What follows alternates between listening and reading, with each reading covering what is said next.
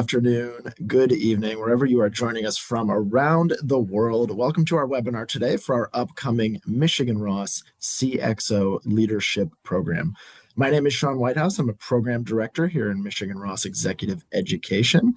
Our goal today really is to give you a little bit of a sneak preview of what you can expect from the program and some of the faculty that will be teaching in it as well. Again, the Michigan Ross CXO Leadership Program really tries to focus on three key areas of leadership: innovation to drive your strategy through disruption, of course, execution, so you can turn that strategy into action, and of course, passionate leadership, so you can inspire and transform your organizations. We do hope to see you all in our kickoff this February for our next cohort.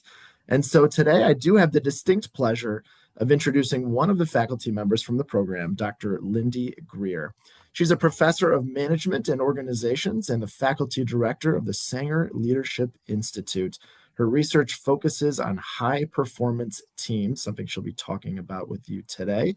She has extensive experience advising and serving on boards of both startups and publicly traded companies to increase the capacity of their leadership teams.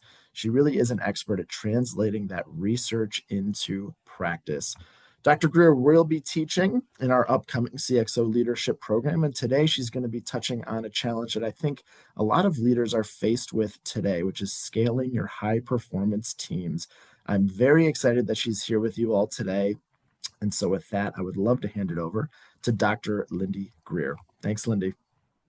Thank you so much, Sean. And hi, welcome everybody. We're glad that you're here and we're hoping to see you in February when the program starts. I'm excited today to have a chance to step out of our day to day and geek out with you on my favorite topic in the whole wide world, which is teamwork. Especially with all the changes in the world right now, our ability to collaborate, to work with one another effectively, has never been more important and it's also never been harder. So, we're going to chat today a little bit about what the evidence would say as the tips that are most likely to help your company, and then go from that evidence into ways to actually turn edutainment, which I hate, into impact, and to understand how we can take some of the best ideas from research in other companies and then very tactically, very practically make it something that helps our teams get better. So, let me go ahead and share slides with you and get going. So today, focus. Scaling high performance teams. This is a quick tip of the iceberg for the type of session I would do with you in the program around this topic. So let's start off with the idea that most teams have challenges. We can get stuck in toxic modes of hierarchy where it's hard for people to speak up. We can sometimes get stuck in analysis paralysis. We can have power struggles. We can have conflict. We can lack trust.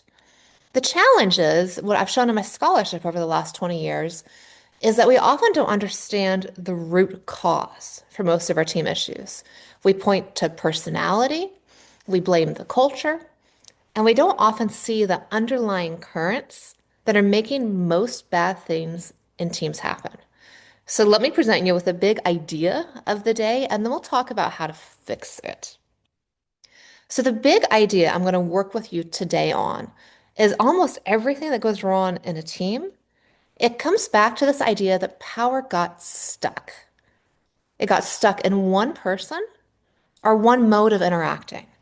A team that's always hierarchical, a boss that's always bossy, or maybe one of those early stage startups that got stuck in flatness and gets nothing done because no one dares to step up. Or maybe it's one of your middle manager teams where people struggle to be owners or be accountable because they're scared to step into a position of hierarchy or to leadership. Give me your dysfunction, and I can almost always be able to understand what's underneath the surface as power. Why then, if this is such a simple solution for teams that getting power moving again, why does this happen so much? Why does power get stuck? Two big reasons. One, we have so many misassumptions and biases when it comes to how we interact with one another in teams, driven in part from evolution and ways in which our DNA has not yet caught up to teamwork in the modern age. So, for example, from evolution, we love a good old-fashioned dominance hierarchy. We love when someone stands up and says, "Hey, I know the answer." Everybody else is like, "Oh, thank goodness. There's a leader in the room. That reaction was good in cave person days when you needed one person to say, hey, throw the spears now. But in modern teams that need brainstorming, divergent thought, everybody brainstorming, our tendency to gravitate into hierarchy, especially hierarchy around the loudest voice, gets us into trouble. These biases are magnified then because it's hard to talk about them. Talking about power with one another over who has what position, who's calling the shots, who's doing what, it's often a little bit taboo. We don't like to talk about power in most cultures. Unfortunately, in order to get our teams moving, to get our teams unstuck, we have to normalize conversations around who's doing what, who calls point here. If we can do that, power can start moving again. So I'm going to give you three key ways today that power needs to be moving in our teams in order for our organizations to be effective. First one, it has to move within ourself. Power often gets stuck in how we show up with others. Maybe it's perpetually not wanting to speak up for a junior employee, or maybe for a more senior person, it's getting stuck in a higher power mode. I like to think of power as gears on a car, 1 to 6. And over time, we tend to get stuck at one gear over the other. For example, if you've been a leader for a few years, you're more likely to get stuck at a higher power gear, gear 4, 5, 6. You're more likely to talk more, chase your goals, etc. There's cool research showing that if you just tell someone they have power, they're a leader or a manager, put them in an MRI machine at the hospital, and then look at their brain immediately activates differently. Their brain on power, power as a drug, makes them more likely to speak, to lead, to take over airtime. There's work showing that in a typical meeting, up to 80% of airtime is taken by 20% of the people. Usually means a 5-person team, one person monologuing. Who is that person? Typically, that more senior person who's stuck in a higher power gear. If we really want to help our teams, we have to be able to know when to lead from the front, time and place, but also when to get out of the way. We have to be able to go up and down in our gears of power. Otherwise, we burn the clutch out. If we can move our power, know when to be big, know when to listen, it allows our teams to toggle power modes as well. The two most important ways power needs to toggle in teams back and forth is one, between hierarchy and flat.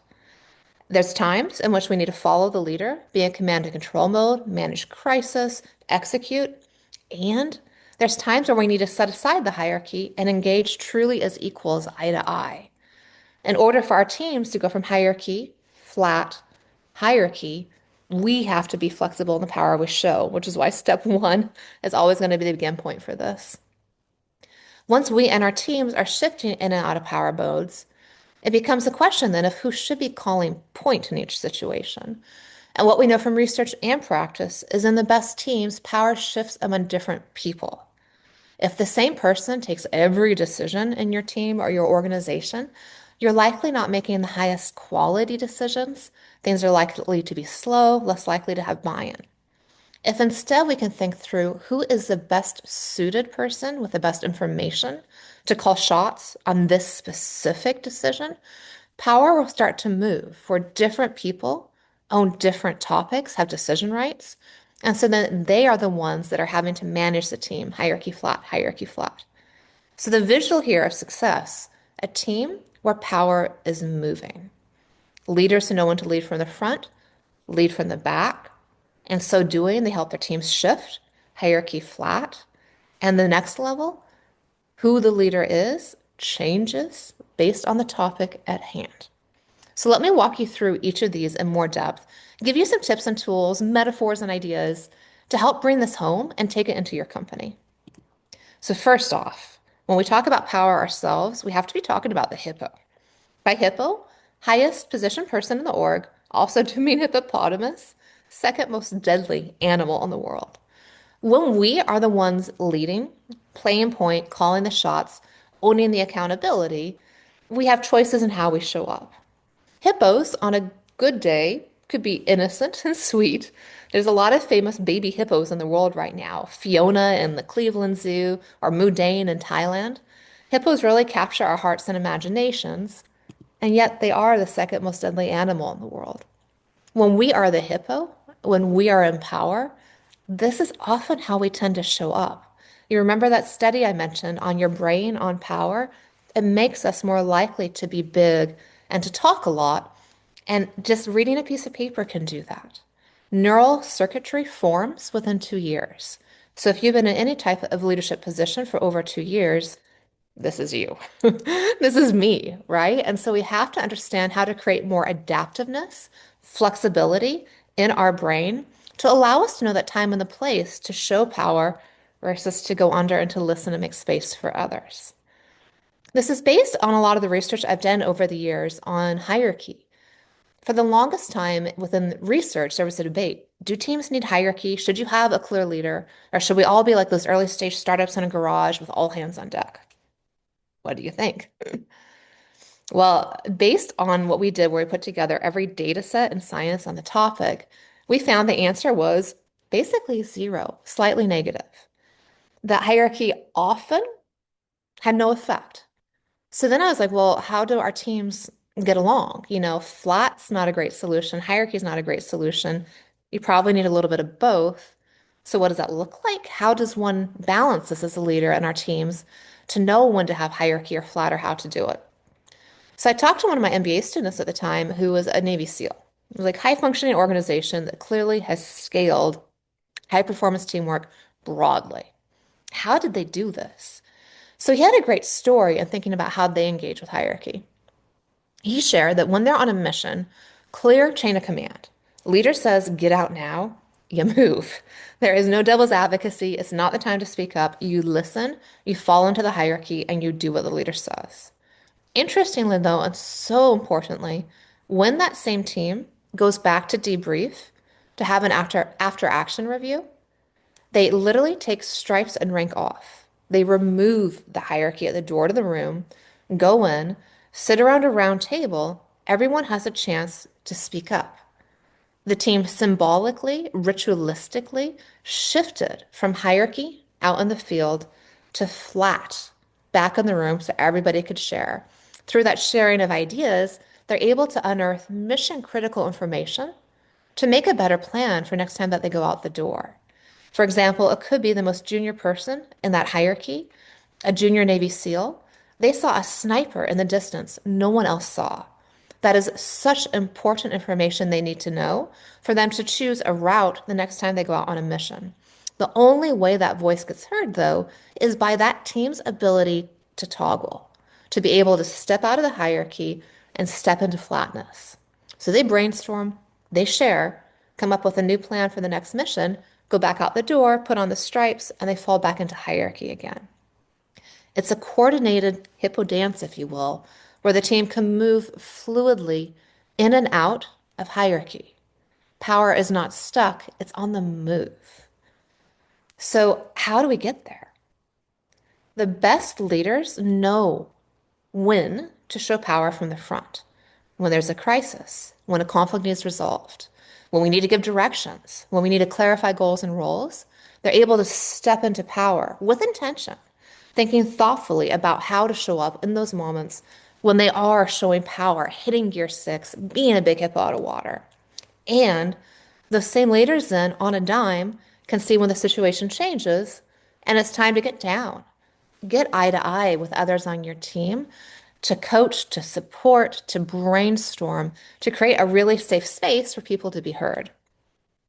I don't know about you all, but when we're on Zoom right now and you go meeting to meeting, these shifts in power gears is not easy. I can have a meeting where I'm having to pitch a new idea to my dean for my leadership initiative, where I need to be out of water, charismatic, selling all the ideas. And then my very next meeting, 30 seconds later, is with a grad student who's anxious about her job market, in which case I need to get underwater real fast. Getting better at these transitions yourself is the key to helping your teams get better at these transitions and scaling high performance teamwork. So, understanding how to do this requires knowing when we need hierarchy and when we need flat. Typically, we need someone to play point, to lead from the front, when we need clarity. This could be clarifying the goals that we're working on, setting the agenda, locking in who's doing what. designing the team, if you will.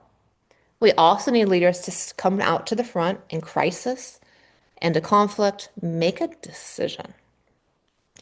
However, we also spend a lot of time in divergent mode, where we need leaders to get out of the way, to get on the same level, go down to power gear 2, get everybody in your team at power gear 2, in order to do things like, as Amazon would say, disagree and then commit, to share information, to debate, to innovate. Good teams then follow their leader in and out of these two modes of knowing when to be in hierarchy, knowing when to be in flat. To give an example of what this could look like within a meeting, say we have an item on the agenda to decide on a new investment. Ideally, we know the right person to call point on that. The first few minutes of that discussion about the investment, Hippo, the person that owns the accountability, the leader, will come out to clarify, okay, today we're here to make this investment decision. I think I have the ownership of it. I'm the A if you use RACI. You're ours, right? Okay, now I want us to have a really open discussion where we can disagree and commit. Or in American terms, now's a chance about this investment to speak now or forever hold your peace. The leader creates that flat, safe space for information to be shared on the decision, information to be debated, and then at the end of it, the leader cleanly and clearly comes out of water to call the decision. Okay, this is what we're doing, and here are the goals and the roles for what comes next. Perfect hippo arc. So, final level here. Not only are we as leaders changing gears and helping our teams to do so, we can change what hippo leads when based on the topic at hand. Challenge is we often fall into ruts where we let the same person decide everything. This often tends to be the person with the most power. That could be the formal leader, the loudest voice, the most dominant person. Unfortunately, for our teams to do well, it needs to be the person who knows most on that specific topic. I did a study when I was at Stanford a few years ago, and we had teams play a game. They did it on their own first, and then they played it as a team. After the individual round, I let them choose a leader, and they knew the score every person had on the game. So they knew where the best data was. Despite knowing where the data was, almost half the time they still chose that dominant person, the formal leader, the charismatic person, to be the hippo, rather than choosing the person that could best understand the discussion and lead it. Well, what happened? The people that chose that leader based on dominance, strength, formal position, they died in the desert in our game. The teams that chose the person to lead, to do that hippo arc, that had the best information, they made a higher quality decision. They helped their organization. So, how do we do this in our own teams? Decision rights and the tools around that are one of the easiest ways to help disentangle who should be the hippo when. There's a lot of versions out there. We have racy and rapid and drive. Choose your version. At the end of the day, the goal within any social situation or collaboration is to know who's playing point. And racy, that would be the A of accountability. Who's core team? Who are the 2 to 3 people in the room with the A when the decision's made? Those are the people responsible for the key inputs. And then who are we managing outside the room? That could be the people that have information for us we need to consult, the people that we need to inform. Challenge when we use races in many organizations is that there's a lot of confusion about what these words mean and how to actually turn it from an Excel sheet, if you go out and write the decisions in Excel, to turn it from that into actual behavior. Many organizations will go through, they'll write down for a decision, okay, this person owns it, these 3 people are team, this is who we're managing. Great. Save the Excel sheet, we go to the project, and we look like 6-year-olds playing soccer. One of my clients, Amazon, had the greatest phrase that races are like the position plan for 6-year-olds on a soccer field. Nice on paper. And then what happens once we start collaborating in our teams is we lose that ability to stay clean and who the hippo is when. We all just chase the ball. This is especially in leadership teams. Or sometimes we chase the butterfly. Maybe our middle managers who are scared to step up and take the ball or take the decision. So, how do we get then to a more fluid passing of the ball between different leaders? Part of this is better understanding RACI and our position plans. For those little kids to go from 6-year-old soccer to the World Cup coming soon, They didn't forget the position plan, they learned what the positions meant. RACI is one of the most misunderstood management tools that exist, true for most decision rights tools. When people try to clarify who owns a decision, the words we use are confusing. Accountable, responsible. Most of the clients I work with, if you ask them if you use a RACI, they say yes. Then you say, okay, well, who owns the decision in the RACI? An A or an R? And it's 50-50. So the very tool that's meant to create clarity in who the hippo is actually is causing confusion because the terms are unclear.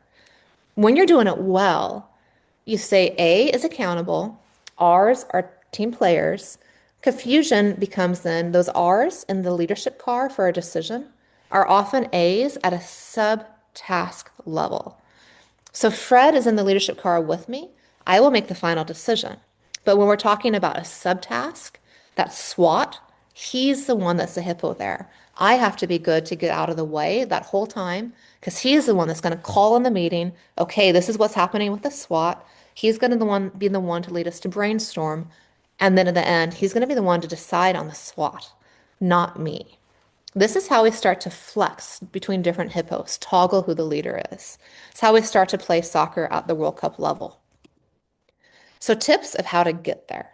One, we need to start talking about power. We need to normalize conversations to say who's doing what.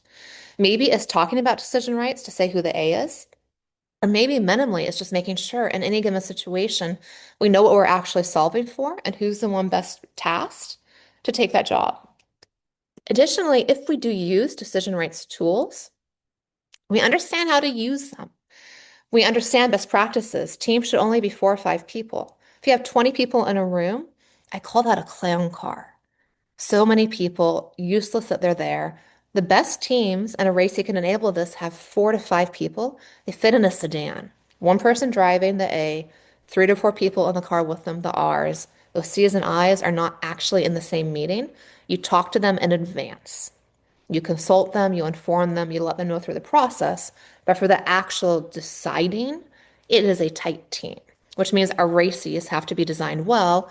And then we actually have to not be 6-year-olds playing soccer, but we are helping coach one another to play soccer at the World Cup level. We explain what it means if you have an A of accountability. We explain what it means to lead from the front and to lead from the back. And then we're reminding people throughout the daily work about how to play position. It could be that we have a hippo on the table to remind people to be sensitive of when they should show power versus not. Or maybe if we do decision rights tools like RACIs, we attach them to the agendas. So for an example of this one, where we have all 3 power toggles and one beautiful reminder, better meeting agenda. Overall hippo of the team, CEO, comes out to Power Gear 6. Hey, management team, we are here today for these reasons. Here are the goals. Here's who's doing what. Great. Then power baton, leadership baton passes. The next topic is a budget. This is not the CEO's domain. It is the CFO's. So the hippo now is the CFO. CEO goes to the back of the room and gets small. CFO, first few minutes, kicks it off. Hippo out of water. We are here today to decide on the budget. Would love your input. Let's disagree and commit. CFO goes underwater, helps the team debate their ideas on the budget plan for the year. At the end of it, the CFO stands up and calls a decision, not the CEO or another loud voice in the room, the CFO. We now move on to brand. Same thing, now facilitated by the CMO in charge. Getting the idea of this is power on the move. This is how we get away from pointing fingers at personality, blaming culture, but fixing the underlying structure of how we interact to scale high performance teamwork. So as you head out the door today, 3 toggles. Don't forget. Make sure you're moving your power, you're helping your team flex between hierarchy and flat, and that you're changing who leads at different times. Thank you so much for being here and happy to answer questions. Thank you so much, Lindy. Such a great teaser for what you'll be speaking about in the program. Just a few questions here. I do love this idea of toggling between the different power modes. So I'm a little curious, what tips would you have to help somebody remember when to toggle between those Mhm. different power modes? Yeah, I'm so obsessed with the science of behavior change. I hate edutainment where people just show up for something like this and go home and nothing's different. So finding ways to remind yourself to put into action what you've learned is so important. It could be setting a meeting with yourself every week to choose a game plan for your week of how you want to show up. So I often, especially because it's hard to do a meeting with myself, I don't prioritize myself enough. One other person on my leadership team will meet with me, but we don't talk. We each just look at our schedule for the week and choose the meeting where we really want to, with intention, show up well. Maybe it's a big meeting with the board of our initiative where I want to show up out of water effectively. So I'll choose one meeting a week to show up well and have a game plan. Other ways you can do this, like the SEALs with the stripes on or off. Hospitals take off their scrubs when they want to go flat because scrubs can show rank. Other teams use artifacts like Post-its. And so if they want the team to brainstorm, whatever the Post-its come out, we know that means everybody's equal. Physical artifacts, routines, or using things that are already in existence, such as a meeting agenda, and then building in reminders to that thing you already have as a team. Could also be like your strategy plan for the year, attach some races to it. But trying to physically, visually attach reminders is your best way to truly drive change for yourself and others. Excellent. Some perfect takeaways there. So when we talk about, the difference between the flat mode and the hierarchy mode, in your experience, in your research, what type of power mode is sort of harder to toggle into for most companies? That flat mode for most tends to be the harder one. As we work in big companies, hierarchy is such a part of how we interact. Plus, from evolution, we love to fall into it. So, being able to set it aside, strip off the hierarchy, and step into a mode where we're all equal takes a lot of conscious effort. Just because I, as Hippo, could say, hey, let's brainstorm, no one may say anything. And so the physical reminders, but also the active facilitation. If I'm the hippo, yes, I'm getting out of the way, but that doesn't mean I do nothing. It means I'm inviting the quieter people to speak up, and I'm gently trying to get the louder people to get out of the way to Hmm. maintain that environment for a good 20 minutes or so where all of us are equal and brainstorming and debating together. Hmm. And I love how you talk about that scaling effect when it comes to Mhm. these techniques. So, what can you do in your organization to sort of keep that Mhm. dynamic power within the company and just make that a Mhm. normal way of working for everybody? Mhm. One, role modeling. Everybody looks to you as leader and does what you do. And so telling people about it. I once had a client go home from a session like this, and he wanted to be a better hippo where he didn't talk too much in the middle. And so he just didn't say anything until the end of the meeting. And then afterwards asked his team, how was that? And they're like, what's happening? Are you quitting the company? So, pro tip, right? If you want to scale this, but also help your team feel a little safer, tell them what you're working on as a leader. Tell them about power toggling. Show them how you're working on it. Part one, role modeling. Share it, talk about it, do it. Two, systems and playbooks. Agendas are an easy thing to have as a template throughout the company that you could scale this. Same for RACES. So, media's in a box, physical tools, documentation. Also looking at things like your leadership expectations to ensure that they do reflect the need to toggle. Amazon's disagree and commit I love because it implicitly reminds people to toggle between flat mode and hierarchy mode. Disagree flat, hierarchy commit. Hopefully Yeah. that gives some ideas for people. Absolutely. I love the disagree and commit idea. I use it quite often in my meetings. So, one Mhm. more question I think we have Mhm. time for. Just it's sort of a more general leadership question. Mhm. Obviously, the things that you've been talking about sort of demand an adaptability as leaders. So, how can we Mhm. as leaders sort of examine and also challenge some of our leadership habits and potential blind spots as leaders? One is getting a coach, single best way. It used to be that coaches were seen as something remedial. And Mhm, instead, in this day and age, it's seen as a necessity to accelerate. If you mhm, are a high potential, you are on your way, or maybe you're at the top of the company, having eyes on you to see if and how you're adapting is the easiest way. That's, of course, mhm, expensive, and maybe you're not used to it. So then evoking a peer coach, so someone else on your team that knows what you're working on, and you have that honest and open relationship with where they can give you feedback. I know on my team for a while, I was trying to go underwater by asking more questions. And so one meeting I went through, and every time someone said something, I said, why? Ended up being very proud of myself. I asked them, like, how did it go? And they're like, that was terrible. Well, why? And I'm like, that's the issue. Could you please use a few more mhm, words? And so mhm. having eyes on you, just because we think we're adapting, we may not be, or our adaptations may not be effective for those in front of us. So, daring to be open with others, daring to talk about it with others and ask for their feedback, asking others to coach you, be it a formal coach or those in your environment, single best way to get better at adapting. Excellent. Well, incredible thoughts today, Lindy. Really appreciate it. Thank you so much for being here with us. Thank you to everybody in the room here for joining us. We sincerely appreciate it. We do hope to see you in the upcoming cohort, which will again be kicking off in February of next year. You will receive some more information after this webinar. And so, with that, thanks again. I wish you all a great end of the year and a great new year ahead. Thanks, everybody. And of course, go blue.